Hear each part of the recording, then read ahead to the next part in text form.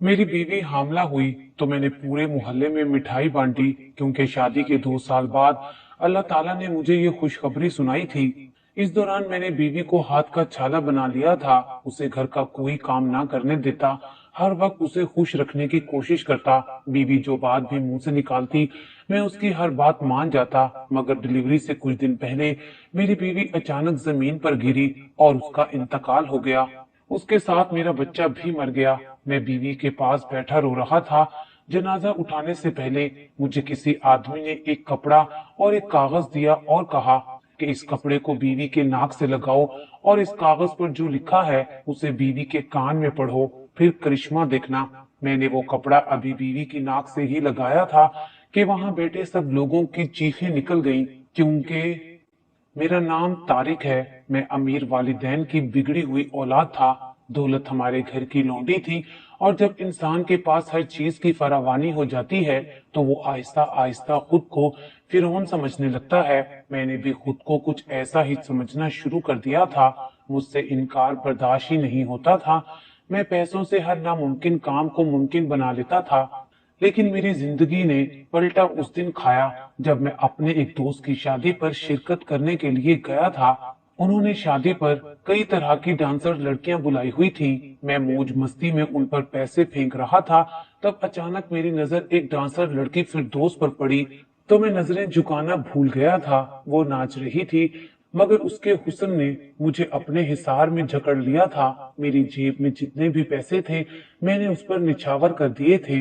उसके साथ जो मर्द आया था, मैंने उससे राब्ता नंबर ले लिया था। मैंने सोच लिया था कि फिरदौस के साथ मैं कुछ हफ्तों के लिए दोस्ती रखूंगा। इसीलिए अगले ही दिन मैं अपनी दोनों जेबें पैसों से भरकर कोठे पर जा पहुंचा था। मैंने उनकी नायिका से कहा कि मुझे फिरदौस से मिलना है। वो मुस्कुरा दी और बोली, जानते हो, हमारा वक्त बहुत कीमती होता है और उसकी कीमत भी अदा करनी पड़ती है। मैंने अपनी जेब से नोटों की गड्डियां निकालकर मेज पर रख दी थी। नायिका ने मुझे फिरदौस के कमरे की जानिब भेज दिया। मैं जब वहां पहुंचा तो फिरदौस को हर किस्म की सजावट से आरी पाया था। वो बहुत उदास लग रही थी। मैं बोला, क्या बात है, तुम उदास क्यों हो? उसने बताया कि वो चौधरी फैजान की वजह से परेशान है। मैं एकदम गुस्से में आ गया और बोला, ये फैजान कौन है और उसने किस बिना पर तुम्हें तंग किया हुआ है? अब वो दौर नहीं रहा कि तुम लोग उन चौधरियों के हाथों परेशानियां उठाओ। ऐसी किसी भी सूरत हाल में फौरन पुलिस को कॉल कर दिया करो। फिर दोस्त मेरी बात सुनकर हंसी और बोली, साहब जी, मुझे बताएं कि मैं पुलिस को फोन करके क्या कहूंगी? ये कहूं कि चौधरी फैजान मुझसे नाराज हैं और फोन नहीं कर रहे? फिर दोस्त की बात सुनकर मेरे कानों से धुआं निकलने लगा था। मैं बोला, क्या मतलब? तो वो बोली, साहब जी, चौधरी फैजान मेरे बहुत बड़े कदरदान हैं और मैं उनकी असीर हूँ। वो हर माह मुझे बहुत बड़ी रकम भेजते हैं और मुझसे बस इतना सा तकाजा करते हैं कि सिर्फ मैं उन तक ही महदूद रहूं, किसी पार्टी वगैरह में रक्स करने मत जाऊं।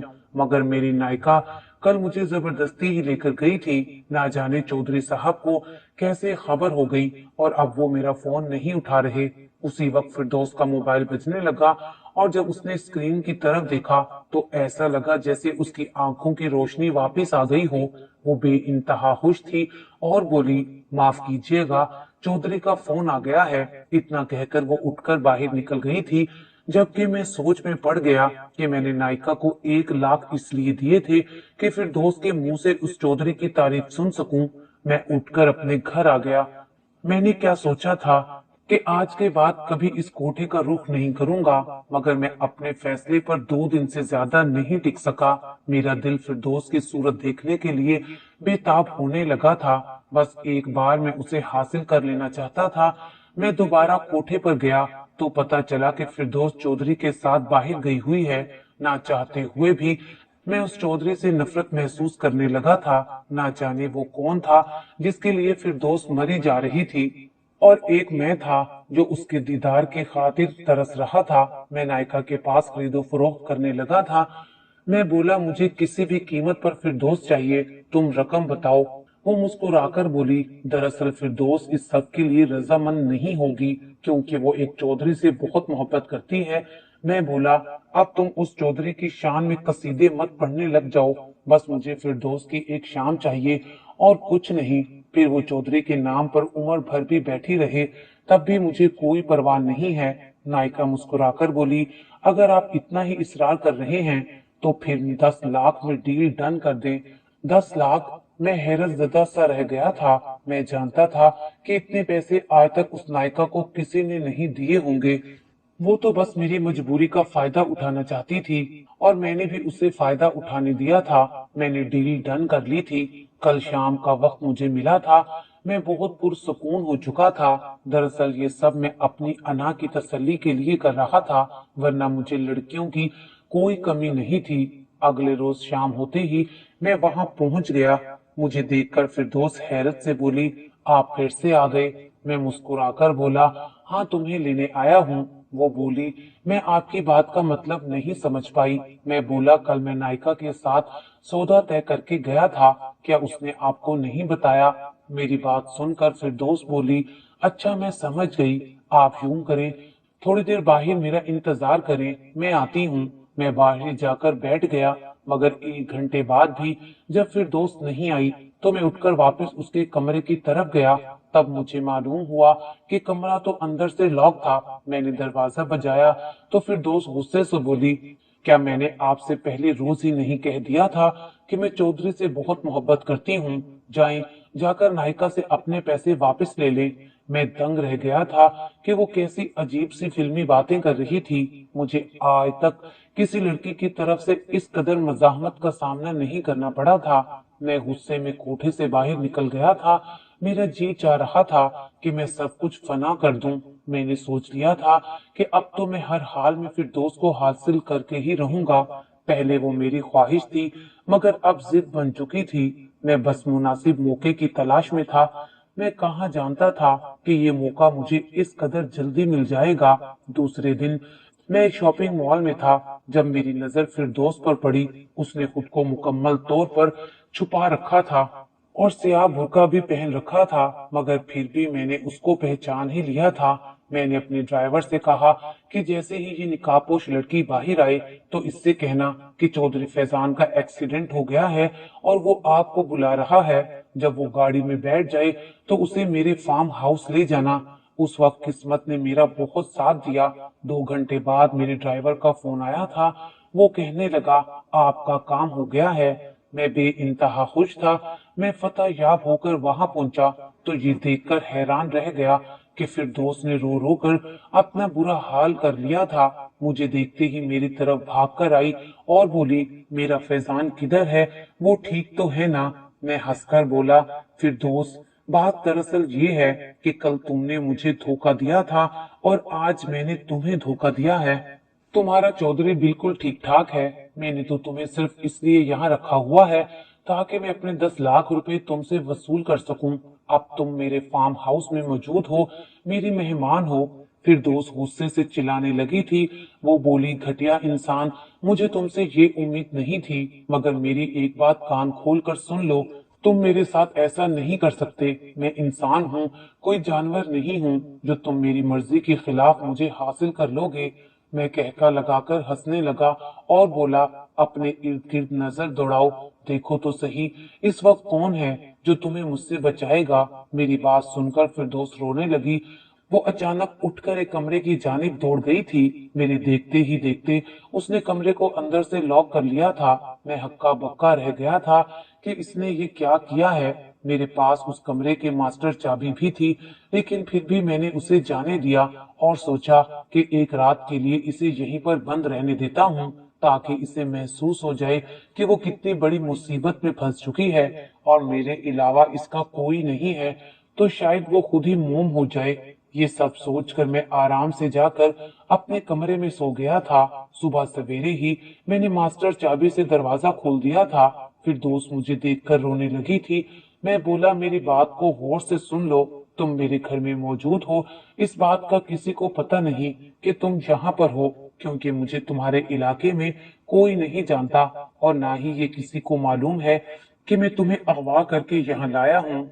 अब तुम बिल्कुल बेबस हो चुकी हो। बेहतर यही है कि तुम खुद को मुझे सौंप दो। फिर दोस्त ने अपने आंसू साफ कर लिए और बोली, अच्छा, अगर ऐसी ही बात है तो पहले तुम जब तक मुझसे निकाह नहीं कर लेते मैं तुम्हें नहीं अपनाऊंगी। मैंने सोचा कि क्यों ना मैं सच में फिर दोस्त के साथ निकाह कर लूं, क्योंकि अब मैं उसे आजाद नहीं छोड़ सकता था। जाहिर सी बात है वो मेरे खिलाफ पुलिस में रिपोर्ट दर्ज करवा सकती थी। इसलिए मैंने दोपहर तक मौलवी का इंतजाम किया और फिर दोस्त के साथ निकाह कर लिया।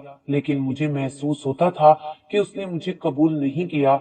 वो मुझे नफरत भरी निगाहों से ही देखती थी। मैं जब भी उसके पास जाकर बैठता तो वो वहां से उठकर चली जाती थी। एक दिन वो मुझसे बोली, तुमने मुझे हासिल तो कर लिया है, लेकिन तुम मेरी रूह को नहीं पा सकोगे। मेरे दिल के अंदर सिर्फ और सिर्फ फैजान का ही नाम है। अपनी बीवी के मुंह से ऐसे अल्फाज सुनकर मेरा दिल बहुत नाराज हो गया था। मैं चाहता था कि मेरी बीवी सिर्फ मेरी हो जाए। इसलिए मैंने उसके कमरे का सामान उठाकर तोड़ना शुरू कर दिया। मैं बोला, तुम्हारी औकात ही क्या है, एक रक्कासा हो तुम। अगर मैंने तुम जैसी लड़की के साथ निकाह कर लिया है तो तुम्हें तो मेरे पांव धोकर पीने चाहिए। एक तुम्हारा चौधरी भी था जो तुम्हें अपना नाम देने से डरता था।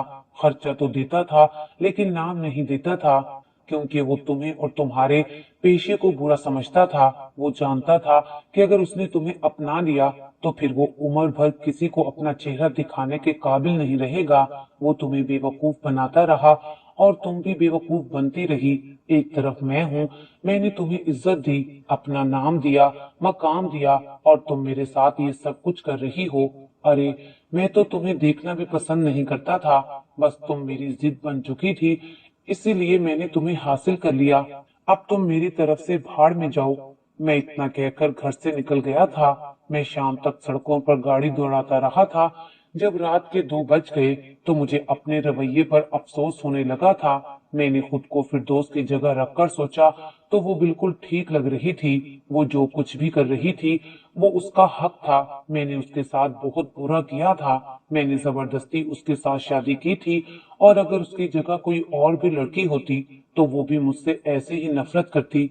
मैं उसे हासिल तो कर चुका था मगर उसके दिल में अपना मकाम नहीं बना पाया था। इसीलिए मैंने सोच लिया कि अब मैं एक अच्छा शोहर बनकर दिखाऊंगा। मैं उसे इज्जत दूंगा तो शायद फिर वो मेरी हो जाए। मैंने घर जाकर अपने दोनों हाथ उसके आगे जोड़ दिए थे। मैं बोला, मुझे माफ कर दो, मैंने तुम्हारा दिल दुखाया है। फिर दोस्त बोली, हाँ तुमने मेरा दिल तो दुखाया है लेकिन मेरी आंखें खोल दी हैं। तुम मेरे सामने सच ले आए हो। मैं तुम्हारी मशकूर हूँ। अब मैं भी अच्छी बीवी बनकर दिखाऊंगी। उस दिन के बाद मैं फिर दोस्त का बहुत ख्याल रखता था। वो भी अब मेरा ख्याल रखने लगी थी। इसी तरह वक्त गुजरता रहा और हमारी शादी को 2 साल गुजर गए थे। एक दिन फिर दोस्त ने मुझे खुशखबरी सुनाई कि वो माँ बनने वाली है। खुशी से मेरे पांव जमीन पर नहीं टिक रहे थे। मैंने पूरे इलाके में मिठाई तकसीम करवाई, क्योंकि पूरे 2 साल बाद मैं बाप बनने जा रहा था। मैं अब फिर दोस्त का पहले से भी ज्यादा ख्याल रखता।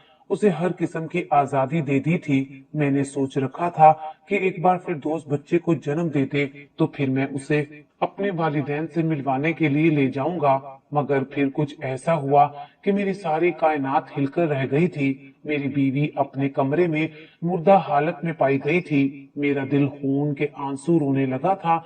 मेरी खुशियां निस्तो नाबूद हो चुकी थी। मेरी बीवी और बच्चा दोनों मर चुके थे, लेकिन मैं फिर भी उन्हें अस्पताल लेकर गया कि शायद कोई बचने का चांस हो। मैंने डॉक्टर को दिखाया तो वो बोले, आपकी बीवी तो 2 घंटे पहले ही इंतकाल कर चुकी हैं। डॉक्टर ने मौत की वजह ये बताई थी कि आपकी बीवी को दिल का दौरा पड़ा है। मैं तो ख्वाब में भी नहीं सोच सकता था कि मेरी जवान बीवी यूं दिल के दौरे से इंतकाल कर जाएगी। मैं अस्पताल से अपनी बीवी की मैयत वापस लेकर आ रहा था, तभी एक अनजान आदमी मेरे पास आया।